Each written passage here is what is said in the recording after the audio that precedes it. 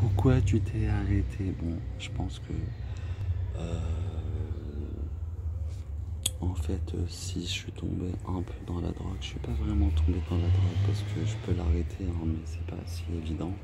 Il faut que l'environnement autour de moi soit en fait favorable pour que je puisse l'arrêter, ce qui n'est pas encore aujourd'hui actuellement le cas.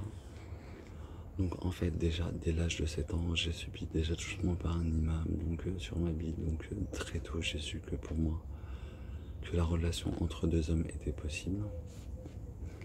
Par aussi un plombier à l'âge de 13 ans, et puis un mec à la plage à l'âge de 12 ans, bon peu importe, j'en ai pas fait des scandales puisque j'ai arrêté les choses, j'ai su dire stop, j'ai pas dit ah je comprends pas ce qui m'arrive, il est plus fort que moi, je dois me laisser aller, non je pouvais crier, lui dire non va te faire enculer, je savais très bien d'ailleurs que si je le balançais, il pouvait y avoir un meurtre, mon père il le tuait sur place, chose que je n'ai pas fait. Donc il n'y a pas que les prêtres qui touchent les enfants, mais ça, on en a tellement parlé, surtout dans Les choristes, là, ce film. Mais là, c'est sympa, et Almodovar, je crois qu'ils ont fait un film avec à propos de ça. Bon, peu importe, ce qui se passe au cinéma, c'est pas, je dirais, que des histoires vraies, il y a aussi de l'imagination, du créatif, du récréatif, que le monde de Narnia, évidemment. Et donc ici, peut-être ça existe, rentrez dans votre placard et voyez ce qui se passe. Pour en arriver où? Oui, donc déjà ça, c'est des traumatismes. Puis surtout moi des plus gros traumatismes que j'ai pu vivre, bon à part des petits, hein, il y en a eu pas mal, plusieurs tentatives d'atteinte à ma personne en essayant de me tuer, enfin plein d'autres choses, ou agressions gratuites des autres, ou moqueries au collège des autres élèves, parce que tu ressembles pas à leurs critères, ou t'as trop de bonnes notes, bah du coup on va te dire que t'es l'un de tes nous. Mais du coup c'est pas un compliment en fait. C'est pas du tout un compliment en fait. On te dit t'as un intello, en fait t'as un mec qui porte des lunettes et qui s'assied tout premier de la classe et qui comprend rien et qui est nul au sport, ce qui n'était pas mon cas. Surveille parce que j'ai l'impression à tout moment, l'autre vieux peut sortir de son lit pour me dire hein, qu'est-ce que tu fais hein, j'ai besoin du câlin que tu m'as pris, j'ai rien promis. Je suis libre quand même de mon esprit, de mon corps. Bon, peu importe. Après, bon, bah, le plus gros des traumatismes, c'est à l'âge de 23 ans où j'ai mon coming out, j'ai écrit une super belle lettre où je disais à ma mère, écoute maman, on se ressemble tellement que j'aime les hommes comme toi. Et que bah, je ne l'ai pas choisi. Et qu'il faudrait peut-être m'accepter comme je suis. Et je serai ton fils, quoi qu'il arrive, de toute façon. Mais de toute façon, que tu l'acceptes ou que tu l'acceptes pas, moi j'avais besoin de le dire comme ça, tu le sais par moi, ça sera moins traumatisant que de l'apprendre par un inconnu. Et puis au moins ça m'évitera de mentir, transformer les il en elle. Enfin voilà quoi. Et mentir, c'est porter un masque, c'est difficile, tu vois, de paraître et de pas montrer son être en fait. De se pavaner au bout d'un moment, c'est fatigant, c'est trop fatigant. Donc la vérité des fois est plus simple au lieu d'essayer de trouver des choses hyper compliquées. Donc moi j'ai décidé de faire mon coming out, même si j'avais des parents qui n'étaient pas super pratiquants non plus, tu vois. Mais qui quand même ne parlaient jamais de sexualité déjà. Dans les pays musulmans, je peux te dire que même les chrétiens pratiquants, excuse-moi, hein, ou dans n'importe quelle religion d'ailleurs, les homos ne sont pas acceptés. Donc déjà je pars de base. Donc moi j'ai fait le ramadan de 10 à 20 ans parce que j'étais chez mes parents et j'avais pas trop le choix. Donc je l'ai fait, mais je trouvais ça marrant. Au début je prenais ça comme une compétition, je suis plutôt quelqu'un de compétiteur.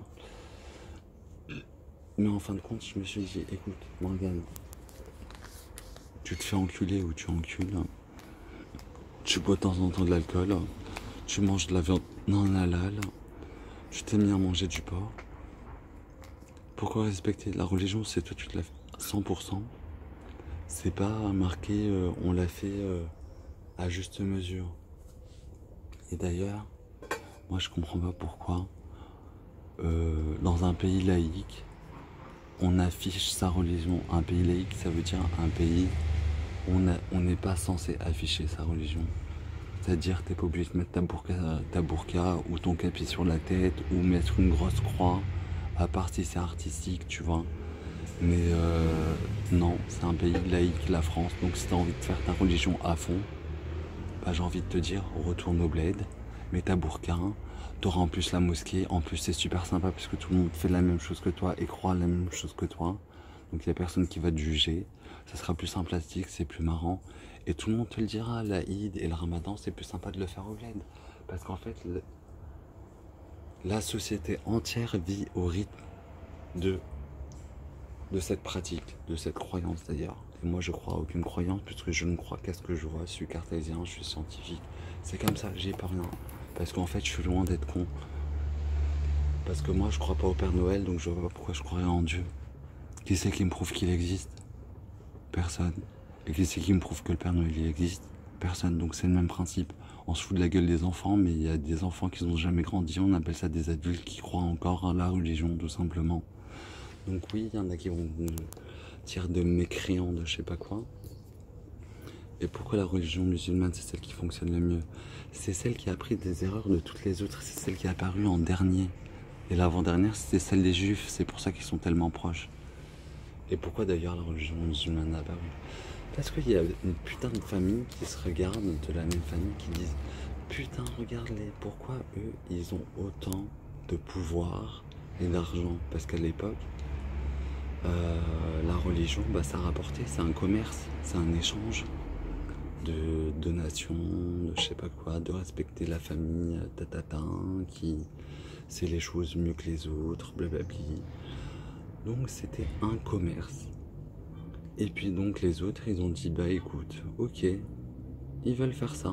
Nous, on est un peu plus intelligents, peut-être on va être un peu plus fut-fut. On a vu qu'est-ce qui n'allait pas trop bien.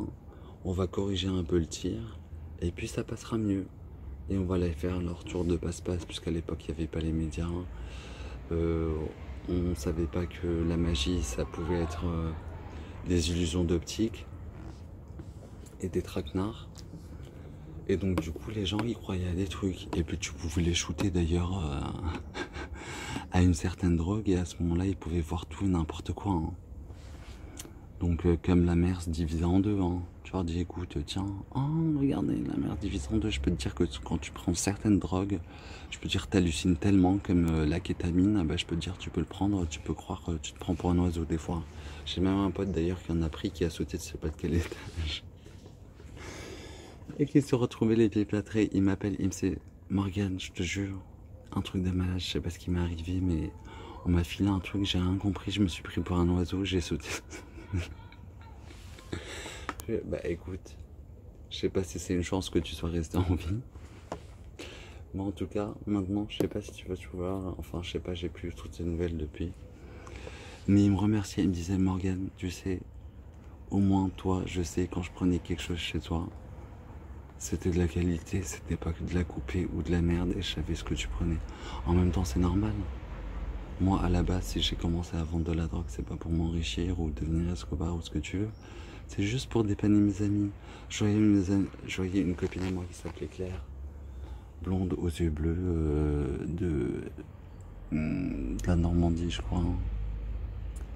Châtenay, je crois, c'est le nom du village. Et du coup, elle se retrouvait totalement bourrée avec sa Citroën C1, bien sûr, que sa mère lui a acheté. Sa mère lui a acheté aussi son appartement. Voilà, de la chance. Son père est avocat et sa mère une agence immobilière. Lui qui gagnait bien leur vie. Et du coup, bah, je la voyais, cette pauvre, totalement perdue. D'ailleurs, elle était coiffeuse et je l'ai connue comme ça. À se retrouver à la Trinité et des endroits perdus, à tamponner sa voiture, à être vraiment... à se mettre dans des situations en fait critiques, que du coup je me suis dit écoute, c'est simple, avec internet tu peux trouver ce que tu veux. Donc tu vas sur internet et tu trouves, moi j'ai fait maths info aussi à la fac de sciences en plus de la biologie. Donc sur internet, excuse-moi, si tu sais chercher et que tu mets les bons mots-clés, tu peux trouver la formule de toutes en fait les drogues, que ce soit les méthamphétamines, les méphédrone, les cationides, les benzoïdes, les antalgiques de tout genre. C'est de formules chimiques. On part de matières de base qui sont la base du carbone, de l'azote, de l'hydrogène. Il y a quoi d'autre? Il y a des matières vraiment de base en fait. C'est 4 ou 5 atomes de base. Et selon leur placement en fait dans l'espace, ça devient une molécule. Donc ça c'est des réactions chimiques et en général la drogue d'où on la fait. C'est comme la fabrication du parfum, c'est une distillation d'une plante et on sort l'essence. L'essence, la concentration de ce truc. Et ce putain de truc, comme la feuille de coca, bah à l'époque il a mâchouillé et c'était tellement assez puissant que ça allait défoncer. Et justement c'était bien parce qu'à l'époque on n'avait pas des antidouleurs comme le paracétamol, qui est une grosse merde, qui est plutôt un truc qui te drogue plus qu'autre chose. D'ailleurs le paracétamol, depuis le temps qu'il est en vente, ton corps il est tellement habitué que du coup tu peux prendre un paracétamol, c'est un effet placebo, tu sens plus rien. Mais bon, il paraît que le paracétamol additionné avec une morphine ou un autre antalgique, en fait ça peut avoir un effet exponentiel. Donc si tu veux te défoncer de prendre de la cocaïne, prends-toi un paracétamol et prends-toi de la coke, et bah, l'effet sera un peu plus puissant. Mais bon, après, comme toute drogue ou comme tout médicament, le dosage est important. Les overdoses, bah oui, ça peut arriver si tu sais pas doser selon ton poids, selon ton sexe, selon ton état de fatigue, selon ton état de santé, ton état de fatigue, tout joue sur ça. Et donc, en fait,